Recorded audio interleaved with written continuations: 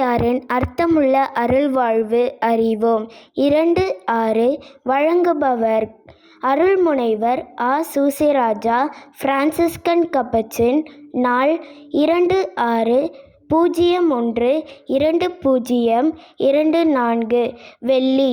உலகை துறந்தவர்கள். தன் சொத்துக்களை ஏழைகளிடம் அல்லாமல் தனது சொந்தங்களிடம் கொடுத்தவரை பிரான்சிஸ் கடிந்து கொண்டார். விளக்குச்சீட்டு கொடுத்து உலகை துறப்பதற்கு முன்பு முதலில் கடவுளுக்கு தங்கள் அகத்திலிருந்து கையளிப்பதற்கு முன் தங்கள் புறஞ்சார்ந்ததை வழங்க வேண்டும் என்று சபையில் புதிதாக சேர வருபவர்களுக்கு பிரான்சிஸ் கற்பித்தார். நற்செய்தி படிப்பினையை உணர்த்துவதாலும் அவர் தங்களுக்கென்று வைத்திருப்பதால் யோவான் 12:6 எழும் அவதூறின் காரணமாகவும் அவர் தங்களுக்கென்று எதனையும் வைத்து கொள்ளாமல் எல்லாவற்றையும் கொடுத்து விடுபவர்களையே சபையில் ஏற்றுக்கொள்வது உண்டு.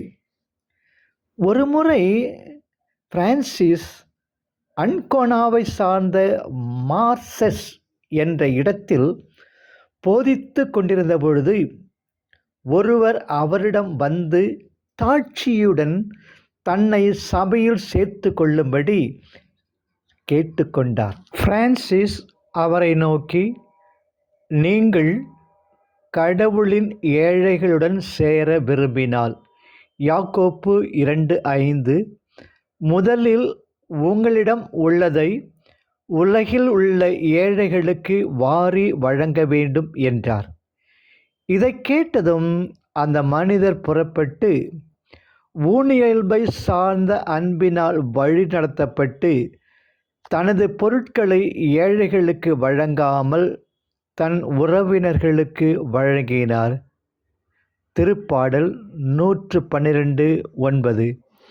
அவர் திரும்பி வந்து தனது தாராளத்தை பற்றி பிரான்சிஸிடம் சொன்னபோது அவர் அவரை பார்த்து சிரித்து, சகோதரரே, நீங்கள் உங்கள் வழியே செல்லுங்கள். ஏனென்றால் நீங்கள் இன்னும் உங்கள் வீட்டையும் குடும்பத்தையும் உறவினர்களையும் விட்டு வெளியேறவில்லை. நீங்கள் உங்கள் உடைமைகளை உங்கள் உறவினர்களுக்கே கொடுத்து ஏழைகளை ஏமாற்றிவிட்டீர்கள். நீங்கள் புனித ஏழ்மைக்கு தகுதியற்றவர். நீங்கள் ஊனியல்பின்படி தொடங்கி அருள்வாழ்வு கட்டடத்திற்கு நொறுங்கி போகும் அடித்தளத்தை அமைத்துள்ளீர்கள் என்று கூறினார். ஆகவே இந்த ஊனியல்பின் மனிதர் வீட்டுக்கு திரும்பிச் சென்று தான் வழங்கிய சொத்துக்களை திரும்ப கோரினார். அவற்றை ஏழைகளுக்கு அவர் கொடுப்பதாக இல்லை. அவர் விரைவில் தனது அருள்வாழ்வுக்கான எண்ணத்தையும் அடியோடு கைவிட்டு விட்டார். அசிசியாரின் அர்த்தமுள்ள அருள்வாழ்வு. டிஜிட்டல் உலகில் இன்று இந்த வகையான கருமித்தனம் கொண்ட பலர் உலக கண்ணோட்டத்தோடு இந்த போற்றுதற்குரிய துறவு அற வாழ்க்கை முறையை மேற்கொள்ள விரைகிறார்கள். தன்னுடைய உறவினர்களை செல்வந்தர்களாக ஆக்குவதற்காக கடவுளுக்கு தங்களை அர்ப்பணிப்பது என்பது ஒருபோதும் சாத்தியமில்லை. ஆனால் நற்செயல்களின் பலனாக வாழ்வு பெறுவதற்கும் பக்தி பற்றுதலை விலையாக கொடுத்து தங்கள் பாவங்களுக்காக கழுவாய் தேடுவதற்குமே இந்த ஒரு வாழ்வை ஏற்க முடியும். சகோதரர்களுக்கு பெருந்தேவை இருந்தால் அவர்கள் சபையில் சேர்கின்றவர்களிடம் கேட்காமல் மற்றவர்களை அணுகலாம். சிறப்பாக நல்ல எடுத்துக்காட்டிற்காகவும் கீழ்த்தரமான ஆசைகளால் தூண்டப்படுவது போல தோன்றாமலும் இருப்பதற்காக இவ்வாறு செய்வது நல்லது என்று அவர் கற்பிப்பது உண்டு. எண்ணெய் இருக்கும் வரை விளக்கு எரிகிறது, உயிர் இருக்கும் வரை உடல் இயங்குகிறது.